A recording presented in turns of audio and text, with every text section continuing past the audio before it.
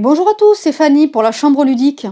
Aujourd'hui, je vous présente Encore. Encore, c'est un petit jeu de la gamme 2 joueurs de chez Space Cowboy, donc de la même collection que Botanique que j'ai présenté précédemment. Et donc, j'ai eu la chance, puisque c'était la première édition, d'avoir la fameuse pièce métal. Voilà. Du coup, j'en profite pour vous dire que je vous présenterai aussi T42, qui est un des jeux aussi de la gamme de joueurs de Space Cowboy. Voilà. Donc, comment on joue à Encore? Alors déjà, Encore, vous allez me dire, c'est un petit peu, ça ressemble à Splendor. Effectivement, vous allez récupérer des jetons, des très jolis jetons au passage, jetons poker, bon, plus petits que les jetons de Splendor. Voilà. Pour pouvoir acheter des tuiles. Voilà. Donc, au lieu d'acheter des cartes, là, vous achetez des tuiles. Et là, vous allez en fait faire une construire une sorte de quelque part pyramide entre guillemets. Voilà. Donc, pour terminer la partie, il faudra que vous ayez pu mettre dans votre pyramide 13 tuiles. Une fois que vous aurez vos 13 tuiles, on termine les tours de jeu et on compte les points. Alors, comment on joue à Encore? Vous avez deux possibilités à votre tour de jeu. Soit vous allez récupérer 3 jetons. Donc, les jetons, vous avez les jetons ressources et vous avez aussi ces jetons-là, les jetons Ankh, qui eux vont vous permettre de faire certaines actions gratuites à votre tour. Donc, quand vous prenez vos 3 jetons, vous pouvez prendre ce que vous voulez, plusieurs fois le même, il n'y a aucun souci. Donc, vous prenez, par exemple, je prends ça, ça, et je prends un Ankh. Hop, voilà, j'ai pris par exemple ces 3 choses-là. Et deuxième action possible, c'est payer pour acheter une tuile. Donc là, mon adversaire a joué. Il a, on va dire, lui aussi récupéré, par exemple, ça, ça, et puis il a récupéré également, allez hop, un ankh, lui aussi. Bon, il n'est pas obligé, donc on va le faire récupérer un poisson. Donc mon adversaire a récupéré ça. Moi, j'ai récupéré ça. Ça vient à moi. Qu'est-ce que je peux faire à mon tour? Deuxième possibilité d'action, acheter une tuile. Donc moi, je vais défausser une ivoire et un papyrus que je remets à la réserve. Et je récupère cette tuile que je vais placer chez moi. Quand je place une tuile, elle doit toujours être adjacente à au moins une tuile que j'ai, mais jamais posée en diagonale. C'est-à-dire que si j'avais déjà cette carte, cette tuile-là, et que je prenais celle-là, eh bien je ne peux pas les mettre comme ça. C'est forcément, voilà, orthogonalement. Voilà, donc ce sont les deux actions possibles. C'est prendre 3 jetons au choix ou acheter une tuile. Vous ne pouvez pas avoir plus de 5 jetons à la fin de votre tour en main, plus 2 jetons Ankh. Donc en gros, vous ne pouvez pas avoir plus de 7 jetons dans votre main. Voilà. Donc vous jouez, vous posez les tuiles. Alors je vais vous parler un petit peu des tuiles. Les tuiles, vous en avez qui ont des chiffres, ça va vous faire des points en fin de partie. Vous en avez qui ont rien, c'est juste pour vous aider au niveau de la couleur, parce que vous allez voir qu'ici on parle de couleur ou de dessin d'animal. Celle-là nous fait 2 points, ça c'est un animal. Vous verrez qu'il y en a d'autres, hein. Il y a des scarabées, il y a tout un tas de choses. Et vous avez les scribes qui, eux, vous permettent de rejouer. Quand vous achetez cette tuile, vous la posez chez vous, mais elle vous permet de rejouer un deuxième tour gratuitement. Donc voilà. Et puis vous avez celle-ci qui est en fait un dépôt. C'est-à-dire que quand vous allez l'acheter, vous allez la mettre chez vous. Bon, admettons que je l'ai payée.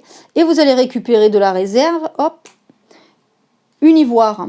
Et vous pourrez, du coup, ça vous permet d'avoir un espace de stockage supplémentaire, puisque vous pouvez avoir que 5 jetons. Ben là, vous pouvez en avoir un 6e. Voilà. Et puis vous pouvez l'utiliser pour acheter ce que vous voulez. Et une fois qu'il est vide, vous avez le droit de, quand vous gagnez des ressources, hop, d'aller en mettre une ici. Comme ça, vous êtes tranquille, vous en avez toujours une en plus qui peut vous aider. Voilà, donc ça, c'est le rôle du dépôt. Voilà. Alors, comment on va placer les tuiles quand on les récupère? Les tuiles, comme je vous ai dit, c'est jamais en diagonale.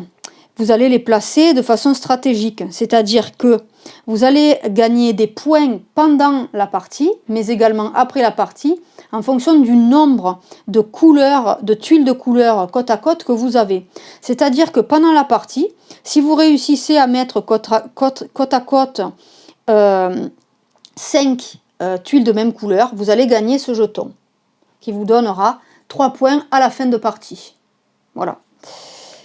Si vous faites la même chose avec donc 5 tuiles, mais avec des animaux identiques, donc là, peu importe la couleur, donc admettons, alors là, ils y sont pas, bon là, il y a des scarabées, voilà, admettons que j'étais comme ça, j'ai 2 scarabées, les scarabées, un 3e scarabée, il me faut des scarabées, comme ça je pourrais vous montrer quelque chose d'autre.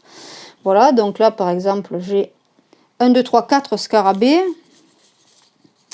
et je mets mon 5e scarabée par exemple ici. À ce moment-là, moi je peux prétendre aussi à récupérer ceci, puisque j'ai 5 animaux identiques. Voilà. Donc là en fait ça n'aurait pas marché, parce qu'il m'aurait fallu avoir quand même, voilà, les 5 pour que ça puisse marcher, voilà. 1, 2, 3, 4, 5 couleurs noires, je gagne un jeton.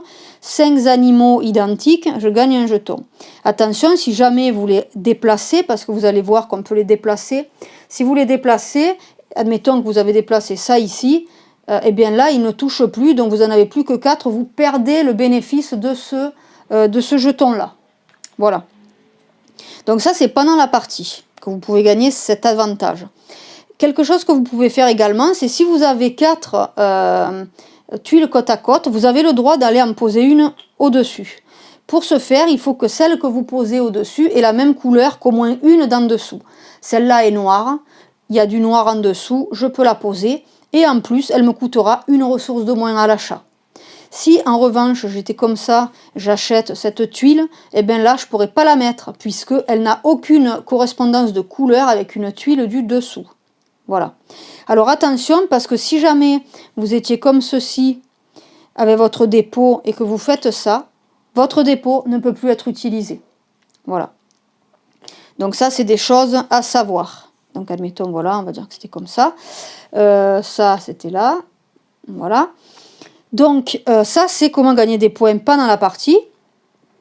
Je vous parle maintenant de l'encre. L'encre à votre tour, donc je vous ai dit, soit vous prenez 3 jetons, soit vous achetez une tuile que vous placez de manière cohérente.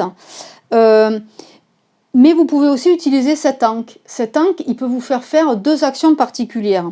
C'est-à-dire que vous pouvez le défausser pour jeter la première tuile la plus en bas.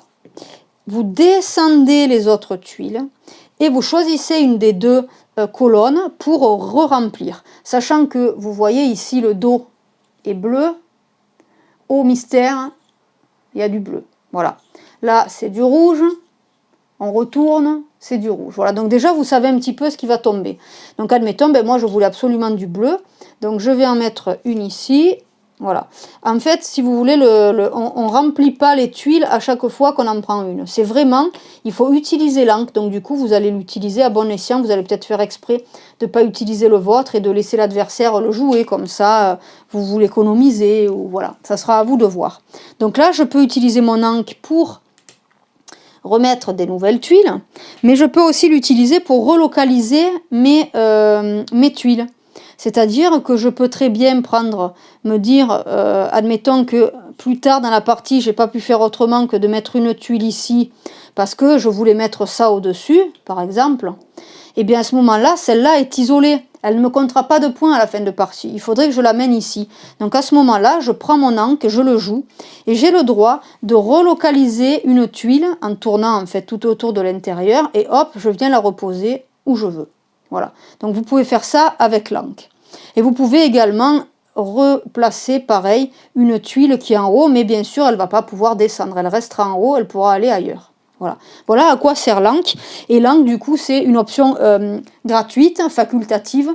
Mais si vous voulez, dans votre même tour de jeu, vous pouvez utiliser 2 fois un encre pour faire les 2 actions, par exemple de remettre des tuiles et de relocaliser, il n'y a pas de souci.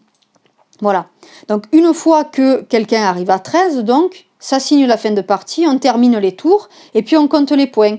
Donc on va compter les points, ces points-là qu'on a pu gagner pendant la partie. On va compter pour les couleurs, en fait. On va regarder pour les ensembles de minimum deux tuiles de même couleur. Donc ici j'en ai 1, 2, 3, 4, 5. Je sais que là je vais pouvoir compter. Et bien ça me fera un point par tuile si j'ai au moins 2 tuiles de la même couleur côte à côte. Alors je revérifie juste pour ne pas vous dire de bêtises. 2 tuiles, c'est bien ça. Donc ici j'en ai 5. Donc 1, 2, 3, 4, 5. J'ai déjà 5 points. Ici malheureusement il n'y a qu'une tuile. Donc à partir de là je compterai rien. Ici on a 1, 2, 3 blancs, je vais pouvoir compter 3 points de plus. Ici, j'ai 1, 2, 3 rouges, je compterai encore 3 points de plus. Et vous allez faire la même chose également pour les animaux. C'est-à-dire que là, bon, cet animal, il est tout seul, il ne compte pas. Celui-ci, il est tout seul, il ne compte pas. Celui-ci, il est tout seul, il ne compte pas. Ces 4, ils sont côte à côte. J'en ai au moins 2 côte à côte. Je compterai 1, 2, 3, 4 de plus. Voilà. Donc, je compte couleurs et animaux. Un point par tuile. Je compte ceci. Et puis, je vais compter un point toutes les 3 ressources qui me restent en ma possession. Voilà. Et puis, donc, une fois qu'on a fait ça, on regarde qui a le plus gros score et c'est celui-là qui gagne la partie. Voilà. Donc, je ne veux pas faire très long sur cette vidéo. Sachez que c'est un très bon petit jeu. Parce que, et finalement, il ne fait pas doublon. Moi, j'avais peur au début, je ne voulais pas l'acheter parce que je me suis dit, oulala, j'ai déjà Splendor, ça va faire doublon et tout, c'est dommage. Et en fin de compte, c'est Richard de la communauté de Je partage, donc, qui nous l'a fait connaître. Et effectivement, hormis le fait qu'on achète des choses avec des ressources qu'on a gagnées via des jetons, c'est pas exactement Splendor parce que là on va devoir construire quand même un tableau en 3D entre guillemets avec des tuiles, il y a des histoires de couleurs, des histoires d'animaux, il y a des tuiles qui vont pouvoir stocker des choses, qui vont nous donner des points, bon voilà. Donc c'est pas juste j'achète des cartes et une fois que j'en ai X, c'est bon, je peux gagner un objectif d'une personnalité, voilà. Ça marche pas exactement pareil non plus, même si on va dire que la base est un petit peu commune par rapport aux jetons, voilà. Mais en plus le thème égyptien, moi j'adore, donc super. Moi vraiment je vous le conseille, c'est une vingtaine d'euros je crois, voilà.